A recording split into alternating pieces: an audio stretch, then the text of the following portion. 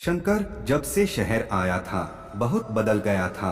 छोटे से गांव से आया एक सीधा सादा युवक शंकर वहां के सम्मानीय गिरिजा पंडित जी की पहली औलाद। बड़े सपनों से पाल पास के शहर पढ़ने भेजा था उन्होंने, पर अब उसे कोई देखे तो पहचान भी न सके। उसकी वेशभूषा ही नहीं बदली थी, केवल रंग-ढंग, बोलचाल, यहाँ तक कि उसने अपना नाम भी बदल डाला था। लोग उसे अब शेंकी के नाम से जानते थे। कॉलेज के कुछ हुड़दंगे लड़कों के ग्रुप का नेता था वो। कहीं किसी को पीटना हो, छेड़छाड़ करनी हो, सबसे आगे रहता। लड़कियों के आगे इतना भोला बन जाता कि वो उसके जाल में फंस ही जाती। अभी उनके बॉयज हॉस्टल के सामने गर्ल्स हॉस्टल में कोई लड़की आई थी, पिया नाम था उसका। उसके दोस्तों ने शेंकी को चुनौती दे रखी थी, इसे पटा के दिखा तो जाने। पहले पहल शेंकी ने ध्यान न दिया, फिर एक दिन उसने पिया की फोटो देखी। कितनी खूबसूरत लड़की थी, गोरा दूधिया रंग, कमर तक लहराते रेशमी सिल्की बाल, बड़े बड़े कजरारे नैन। वो अपलक उसे देखता ही रह गया। अब तो उसके मन में भी इच्छा जगी कि इस लड़की से तो दोस्ती करनी ही पड़ेगी, जिसे देखते ही पहली नजर में उससे प्यार हो गया था उसे। शेंकी सुबह शाम गर्ल्स हॉस्टल के चक्कर लगाता, पर उसे साक्षात कभी न देख पाया। फिर किसी दोस्त ने बताया कि वो सामने वाले प्रियदर्शिनी पार्क में सुबह शाम जॉगिंग के लिए जाती है। शेंकी को उससे मिलने की बहुत बेताबी थी। पहुंच गया सुबह वहां, जैसे तस्वीर में थी उससे कहीं ज्यादा खूबसूरत थी वो। शेंकी उसके आसपास मंडराता रहा, पर उसने आंख उठा के भी उसे न देखा। बहुत परेशान हो उठा था वो। ये कैसी लड़की है, शायद पहली है जो उसके जाल में फंसने से बच रही थी। इसने तो आंख उठा के भी उसे नहीं देखा। ऐसे कैसे? शेंकी के अहम को बहुत चोट पहुंची इस बात से। वो चिड़चिड़ाने लगा था। अब बात बात में खूंखार हो उठता, चाह के भी पिया की बेरुखी उसे सहन न होती। जितनी कोशिश करता उसे भुलाने की, वो और ज्यादा दिमाग में आती। एक दिन हल्का शाम का धुंधलका छाने लगा था और वो पार्क में घूम रहा था कि पीछे से किसी आवाज ने उसके बढ़ते कदम रोक दिए। एक सुरीली मीठी सी आवाज उसे पुकार रही थी, हेलो शेंकी। वो पीछे मुड़ के देखने ही वाला था कि आवाज ने उसे रोक दिया। पीछे मुड़ के मत देखना कभी भी, मैं वही हूँ जिसको बहुत दिनों से तुम पाना चाह रहे थे। बेसाख का वो बोला, पिया हो तुम? वो सुरीली आवाज में हंसी, क्या बात है, दाद देनी पड़ेगी तुम्हारी, लेकिन ध्यान रखना कभी मुझे पीछे मुड़ के न देखना। तो आप मेरे बराबर आ जाइए न, शेंकी ने अनुनय की।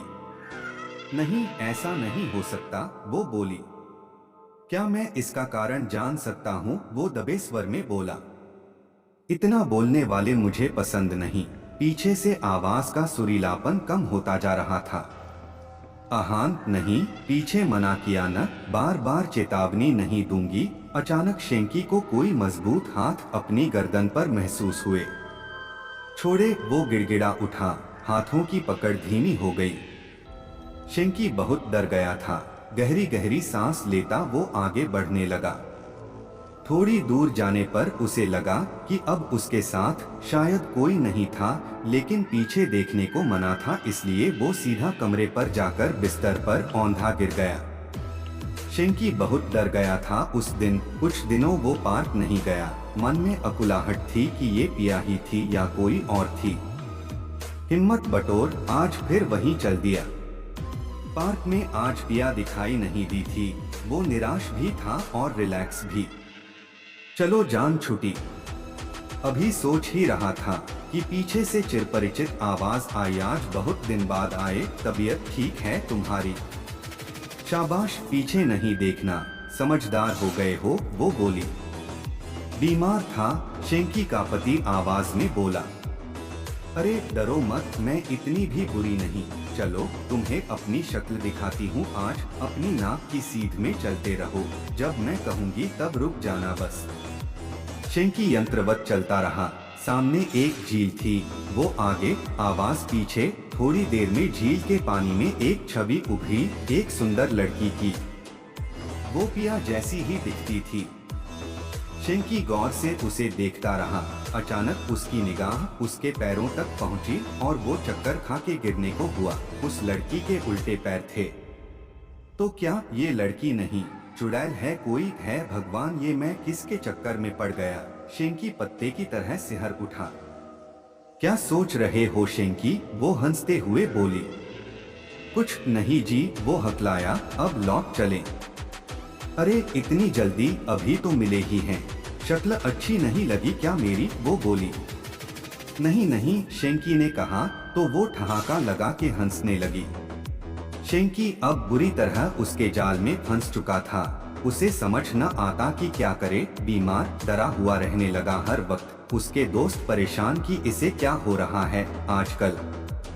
एक दिन सोते हुए वो कुछ बड़बड़ा रहा था और उसके प्रिय मित्र ने सुना। वो रोते हुए पिया से खुद को छोड़ने की गुहार लगा रहा था। उसने अगले ही दिन शेंकी के पिताजी को टेलीफोन पर सूचित किया कि शेंकी किसी आत्मा के चक्कर में फंस गया है, आप उसे संभालें आकर। अगले हफ्ते अपने पिता को अचानक आया देखकर शेंकी को बहुत सुखद आश्चर्य हुआ। वो उनसे लिपट के फूट फूट के रोने लगा।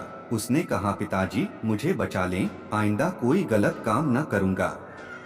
उसके पिता ने सारी बात सुनी, अपने मित्रों से इस बारे में परामर्श किया और शेंकी को सारी योजना समझाई। योजना अनुसार शेंकी सुबह जल्दी ही पार्क पहुंच गया। थोड़ी देर में वो आवाज आई और वो लड़की उससे बातें करने लगी। आज फिर उसने शेंकी को सीधे अपने बताए रास्ते पर चलने को कहा। शेंकी चुपचाप चलता रहा। वो दोनों एक वीरान खंडहर तक जा पहुँचे। हवा की सनसनाहट, सूखे पत्तों की चिरचिराहट उस जगह को डरावना बना रहे थे। कुछ चमगादड़ उड़कर शेंकी के कान के पास से तीर की तरह निकले। वो डर गया। वो लड़की उसे उस वीराने में लाकर पटकने वाली थी कि शेंकी फुर्ती से पीछे मुड़ा और असावधानी में वो लड़की उसे कुछ न कह पाई। मामला समझ आते ही वो गुर्राई, तुम पीछे कैसे मुड़े? मैं तुम्हारा खून पी जाऊंगी। इतने में ही उस चुड़ैल बनी लड़की को शेंकी के पिता और कई पुलिस वालों ने घेर लिया। इस अप्रत्याशित हमले के लिए वो तैयार न थी। पुलिस को उसने बताया कि उसके पिता गरीब थे, ठेला लगाते थे।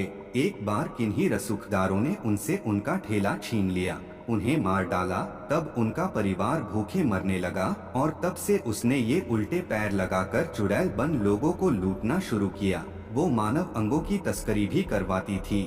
उसके बताने से समाज के कई इज्जतदार लोगों के नाम भी सामने आए। शेंकी ने अब तौबा कर ली थी कि पढ़ने आया था शहर, बस पढ़ूंगा, बाकी फने खान नहीं बनना अब।